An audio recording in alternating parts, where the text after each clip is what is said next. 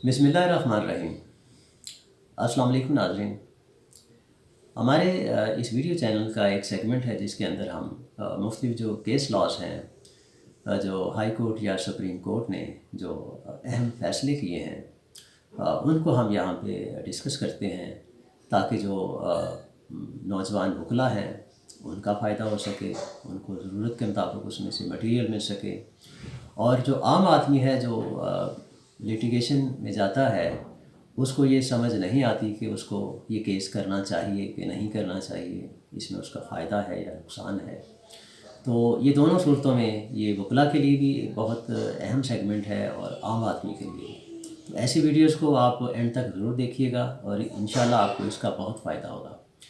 आज हम जिस केस लॉ को यहाँ पे स्टडी करेंगे वो PLT 2022 लाहौर और पेज नंबर है 328। इसके अंदर ये केस कोर्ट हुआ है। इसके अंदर ये है कि ये लाहौर का ही ये केस था और जो पिटिशनर है वो एक ही घर में रहता है। नीचे के पोर्शन में उसकी बहन रहती है और ऊपर पिटिशनर रहता है। दोनों के जो वालिद साहब हैं वो भी वहीं पे रहते हैं। वालिद जो है उनकी उम्र तकरीबन 94 या 96 ईयर्स के करीब है। वालिद साहब जो हैं वो बेटी के पास पिछले 34 साल या 35 साल से वो रहते हैं ग्राउंड फ्लोर के ऊपर। वालिद साहब कुछ अर्सा पहले अपनी प्रॉपर्टी में से कोई एक हिस्सा, कोई प्लॉट या मकान वो बेटी और उसके शोहर को दे देते हैं, गिफ्ट कर देते हैं या उनके नाम कर देते हैं, जिसका रंज होता है बेटे को, क्योंकि बेटा भी उसी घर में रहता है। बेटा जो है वो बाप की कस्टडी का केस करता है सिविल कोर्ट में, वहाँ से वो रिजेक्ट हो जाता है। उसके बाद वो अपनी बहन के ख़िलाफ़ सेशन कोर्ट में सेक्शन 491 CRPC के तहत हेबियस की पिटीशन दायर करता है। वहाँ पे वो ये ग्राउंड लेता है कि चूँकि मेरे वालिद साहब का ज़हनी तवाज़ुन ठीक नहीं है कुछ अरसे से, तो मेरी जो बहन है वो उनकी कीमती प्रॉपर्टी को हड़प करने के लिए उनका नाजायज़ इस्तेमाल कर रही है। उनको अपने घर में गैर कानूनी तौर पर उन्होंने मेरे वालिद को रखा हुआ है और अपनी जो उनकी प्रॉपर्टी है वो अपने नाम आहिस्ता आहिस्ता करवा रही हैं और मुझे यानी बेटे को भी उनसे मिलने की इजाज़त नहीं है। लिहाजा वालिद साहब को बरामद किया जाए और मेरे हवाले किया जाए। सेशन कोर्ट जी थी, उसने वालिद साहब को तलब किया अदालत में और उनसे बातचीत की तो पता चला कि वो मेंटली बिल्कुल साउंड है। उन्होंने इस पिटीशन को ख़ारिज कर दिया और साथ में ये लिख दिया कि जो डेटन्यू है मोहम्मद शरीफ उनका नाम था, वो mentally he is enjoying good physical and mental health, ये सेंटेंस उन्होंने लिख दिया। और ये जब डिसमिस किया तो जो बेटा था उसको लेके अपील में हाई कोर्ट में आ गया। लाहौर हाई कोर्ट में ये केस जो है ये चला जस्टिस तारक सलीम शेख साहब के पास। तो उन्होंने जब इसको देखा तो उन्होंने कहा कि चूँकि ये जो वालिद साहब हैं वो भी इस केस में एक नेसेसरी पार्टी हैं तो उनको भी तलब करना ज़रूरी है। लिहाजा नोटिस होता है वो वालिद साहब जो पूरे हैं वो भी कमरा अदालत में आ जाते हैं। अदालत यानी जज साहब जो हैं उनसे बातचीत करते हैं तो वो भी ये समझते हैं कि वो जो उनके वालिद हैं पिटिशनर के और रिस्पोंडेंट के, वो मेंटली बिल्कुल फ़िट हैं। तो अदालत जो है वो मौक़िफ़ तो सुनती है दोनों के वकला का। वो अपनी अपनी ग्राउंड्स लेके आते हैं कि जी बेटे की ये ग्राउंड होती है कि जी जो बहन है वो उनकी सारी जायदाद को हड़प करने के लिए इनको अपने पास रखा हुआ है, उनकी कोई खिदमत नहीं कर रहे। जबकि बेटी के जो वकील थे उनका ये मौक़िफ़ था कि जो पिटिशनर है ये महज अपने वालिद की जायदाद को हड़प करना चाहता है। ये पहले भी एक दो अटैम्प्ट कर चुके हैं लेकिन उसमें नाकाम हुए हैं। तो बेटी के पास वो वालिद साहब जो हैं वो बिल्कुल कंफर्टेबल हैं और खुश हैं, वो अमन से अपनी ज़िंदगी गुजार रहे हैं।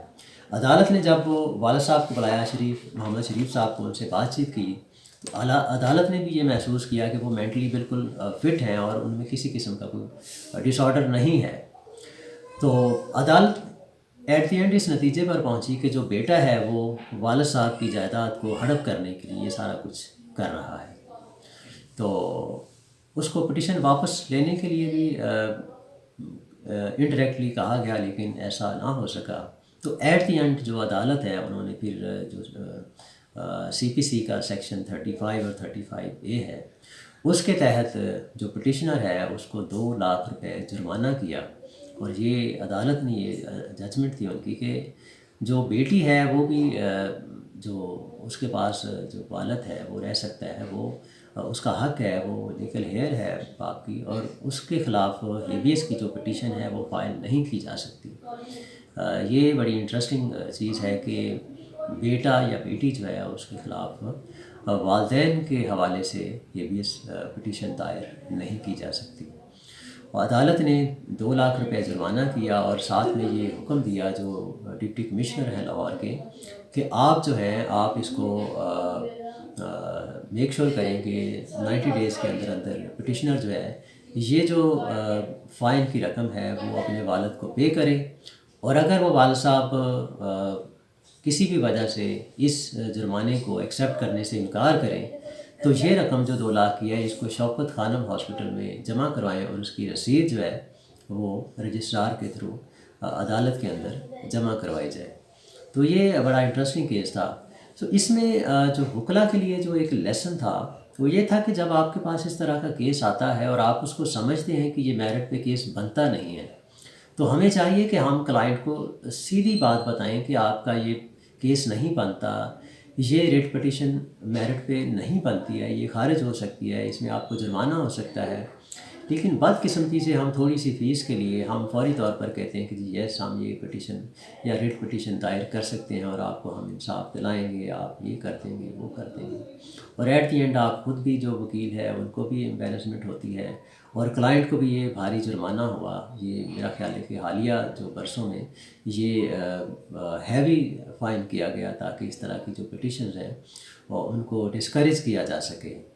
तो उम्मीद करते हैं कि ये जो केस लॉ है ये वकला के लिए भी और आम नाज़रीन के लिए भी ये बड़ा हेल्पफुल साबित होगा। इसका जो रेफरेंस नंबर है जजमेंट का वो स्क्रीन के ऊपर आप देख सकते हैं। आप इसको आगे भी कोट कर सकते हैं और इससे फ़ायदा खुद भी ले सकते हैं। वीडियो अच्छी लगे तो आगे ज़रूर शेयर कीजिएगा, और चैनल को अभी तक सब्सक्राइब नहीं किया तो इसको लाजमी सब्सक्राइब करें ताकि हमारी जो हर आने वाली नई वीडियो है वो आपके पास ज़रूर पहुँचे। नेक्स्ट वीडियो तक के लिए इजाज़त दीजिए। अल्लाह हाफ़िज़।